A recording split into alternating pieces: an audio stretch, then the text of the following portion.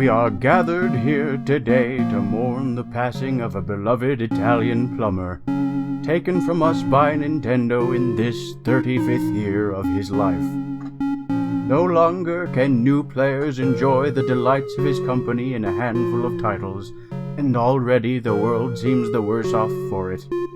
Stashes to stashes, gust to gust. That is to say, unless something happens. Writing this in the past has its unique annoyances. Anyway, what better way to celebrate this event than by giving my opinion on what the future holds for our favorite mustached mushroom muncher. My name is Devin, and this is Xogonomics.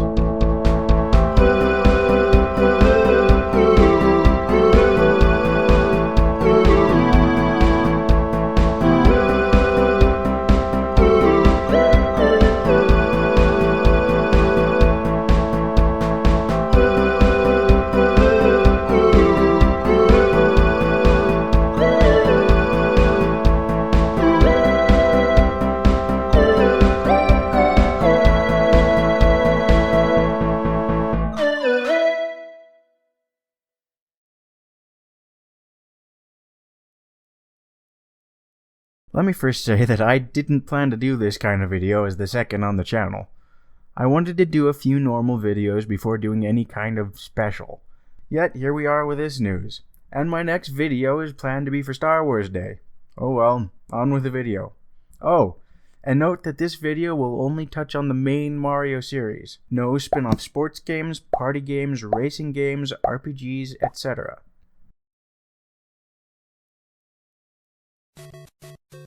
Super Mario Bros. Was released in 1985 for the Famicom and NES.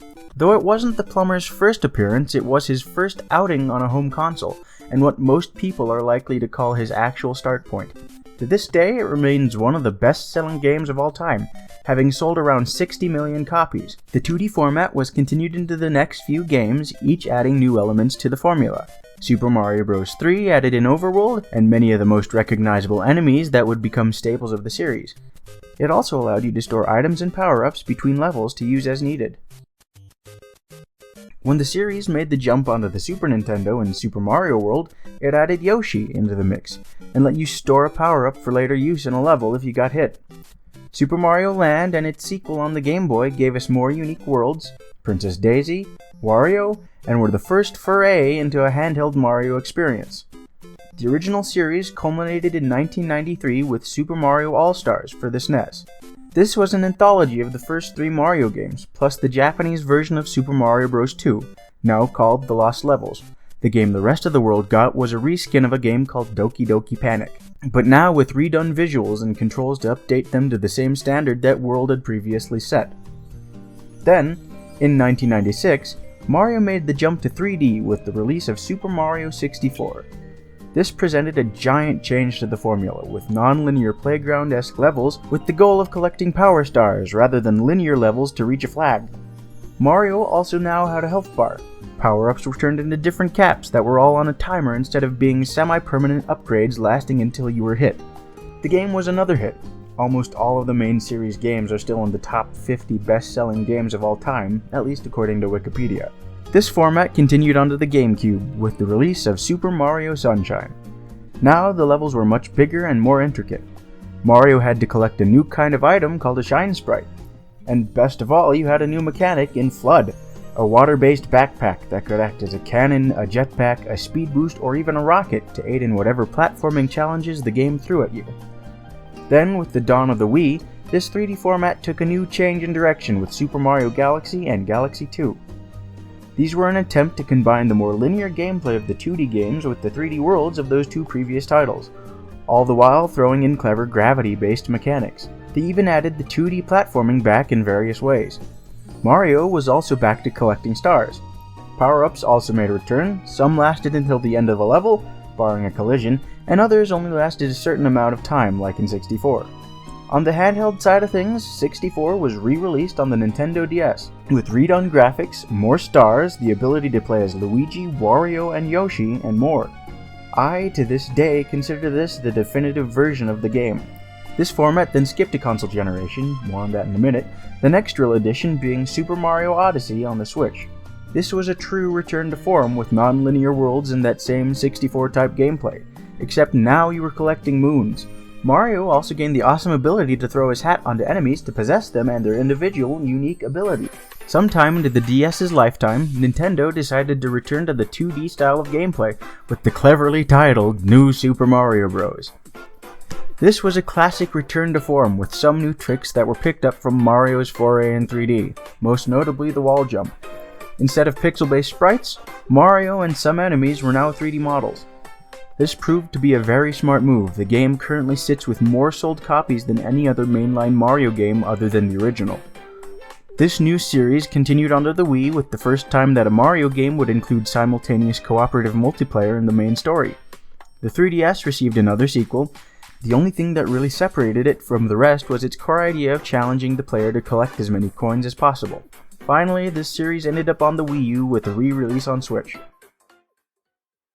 With the advent of the 3DS, Nintendo decided that it was time to try a new idea for a 3D Mario experience, rather than just port another older title.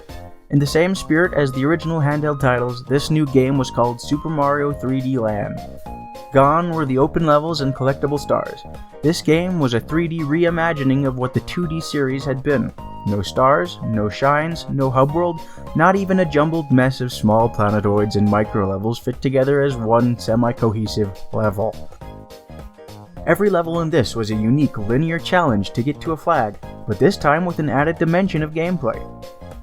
It was different, but it felt singularly Mario, in the best way possible. It even used the same power-up system as the 2D games, most closely resembling that of Super Mario World. Not to be confused with the next game in this line on the Wii U, Super Mario 3D World. This game tried a lot of new things while adding in more of the old. This title added in the 4-player co-op madness of New Super Mario Bros. Wii into the 3D gameplay, among other gimmicks, one of which even received a spin-off title of its own. In 2015, to the cheering of ROM hackers everywhere, Nintendo finally allowed us to create our own Mario levels with the release of Super Mario Maker. It had its limitations, but let you create almost anything to your heart's desire in multiple different level or game styles. It even added some new mechanics like the amiibo shrooms, and the ability to use Buzzy Beetle and Spiny Shells as helmets. The system was complex enough that it was likely Turing complete. It even got a terrible port on the 3DS that took away much of the functionality. Then, 4 years later, a sequel was released on the Switch that added new level themes, new playable characters, new level mechanics, and a revamped online level sharing system, to name just a few things. That brings us to the present with the recent re-release of 3D World coupled with the new add-on Bowser's Fury, where Mario must team up with Bowser Jr. in a callback to many previous titles, almost especially Sunshine, to take down a raging Godzilla-sized Bowser in a world where everything is a cat. Now, you might think that this game would be right up my alley given that I love cats. Bowser Jr. is my favorite Mario character, and Sunshine is my favorite game in the series. However, something just doesn't feel quite right to me. I think it is that it tries to combine everything into one jumbled mess. The linear levels of the 3D Land games mixed with the open world of 64, Sunshine, and Odyssey, all topped off with the mission-based levels from the Galaxy games. And then there's the fact that Bowser attacks so frequently that it begins to get annoying. Don't get me wrong, the game is still good. Heck, it even has some amazing quality of life additions that I absolutely love, like the fact that you can hold on to power-ups Super Mario Bros. 3 style and use them at a moment's notice. But, while it is an interesting experiment, I don't think that this is where Mario should be headed. So, where should it go now? At least in my opinion. First, we need more anthology titles. Yes, we have Virtual Console and Nintendo Switch Online, but one of the best things about the Mario All-Stars pack was that it reimagined the original games to bring them up to the same standard as the newest at the time. I think we need a new All-Stars pack with every 2D title to date, barring the Mario makers. But take it even a step further than the original. Don't just remake them all in the new Super Mario Bros. Style, include them in every style that each game has appeared in. For example, you would be able to play as Super Mario Bros. 3 in that new style, but also in its original NES style, its All-Stars style, and its Game Boy Advance style. What would make it even better would be adding the ability to unlock new characters and power-ups to replay each game as. Imagine being able to play Super Mario World as Bowser Jr., where you would basically have the Koopa suit at all times, and could get the magic paintbrush as a power-up. To save space and effort, the characters could be relegated to the new art style. Finally, to top it off, it could have a randomizer setting, randomizing everything from overworlds to levels to which character you play as, and even to what enemies and power-ups appear. Mind you, this game would be gigantic, and would probably be hard to fit on a Switch cartridge, and that isn't taking into account potential sales. It may just be a pipe dream, pun very much intended, but that is a title that will live on my wish list until it gets released. While we're at it, we need one more Mario Maker, just to pull out all the stops. This new one would be able to remake any level from any 2D Mario title and add a few new things as well, all while fixing the issues from the previous titles. First, bring back the amiibo shrooms. While it is true that it would be virtually impossible to make them all have unique mechanics like how Link was handled in Mario Maker 2, you could relegate the different playstyles to just a handful of different amiibo. Bonus points if they work in every art style. Second, fix the online ranking system. I didn't like the star system from 1, but then they made it even worse with the likes and dislikes from 2. I get it.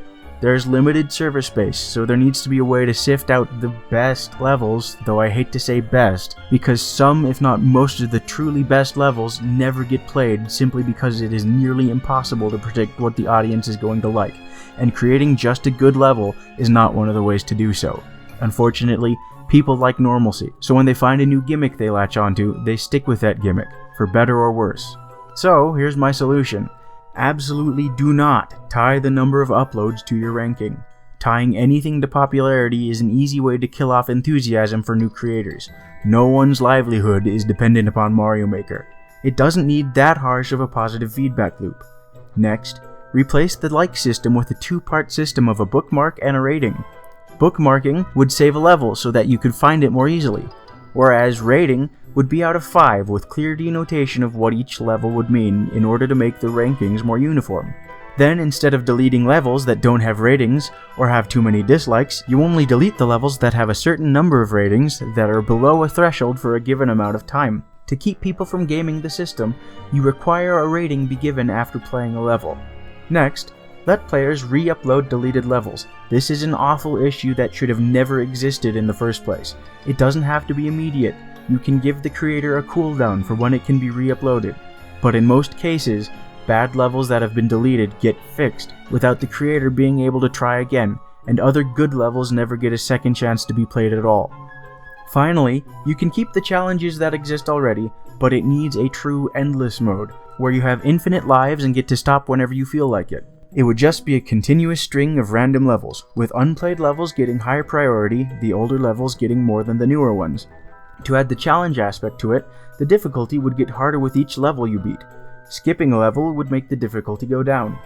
Mind you, this system would need a ton of balancing to get right, and that would be where Mario Maker should go, and only there. Any new systems would get a port of this one so that servers could stay running for as long as can be. Now, with those two out of the way, we can get to the real meat and potatoes of where I think the series should be headed. To start, what is to come of the 2D games? This will probably be unpopular, but I think the 2D games have basically played their last card, what with Mario Maker providing enough content to last potentially until the point that the sun dies. That being said, any future 2D titles should be relegated to more experimental ideas, every now and then, focusing on making something incredibly unique and original each time, all the while keeping the core mechanics intact. So then, what's to become of the Super Mario Bros. Series? It is to be the continuation of what 3D Land started. I hate to think that these games are at an end after just 2 entries. They could even just be called Super Mario 3D Bros. If more unique titles are too hard to think up. Mind you, there needs to be some changes to the current formula. The worlds need to be more cohesive. The overworlds from 3D World are great, but they have absolutely no bearing as to what levels are in each one. In a desert world, the majority of the levels need to be desert themed, with level mechanics to match. And I'm not even saying that the worlds need to be the same boring yet safe ideas that we have gotten in almost every game. Super Mario Land 2 had a world that was a mechanical Mario mech, for goodness sake. Also, levels need to be more like 3D Land than 3D World. A good mix of smaller, more contained levels where finding a good path to get to the end is as fun as finding all the coins and stars, and medium-length, completely linear levels that just provide a good platforming challenge. In my opinion, World had far too many of the latter, and what little it had of the former basically ended up being, use the cat suit to climb in a straight line to get to the end. It would also be nice to see a good mix of new bosses, and some returning ones that might have never been in 3D before, e.g. the Koopalings. Next, I would propose a new power-up system that would combine the current one with the one from Bowser's Fury, whereby you could hold on to one extra power-up during each level, but instead of getting rid of that one when you collect a new one, it would simply enter the storage that would be accessible in the overworld a la Super Mario Bros. 3. Finally, get rid of the awful completion requirements like beating every level with every character. All these serve to do is artificially lengthen the game in the laziest, most tedious, and cheapest way possible. This was so bad in 3D World that many players resorted to cheesing it by having the other players join in at the flagpole, just so that they didn't have to play each level more than twice at minimum. And so, that brings us to the last part, which is a bit anticlimactic. This last section would be the other 3D games, and basically, they should just stay the course. They have been great. Odyssey, 64, especially DS, and Sunshine are some of my favorite games, not just in the series, but of all games. I would love to see a fully open-world game that doesn't relegate you to one mission at a time, and has as intricate and playground-esque level design as Sunshine, but on a grand scale.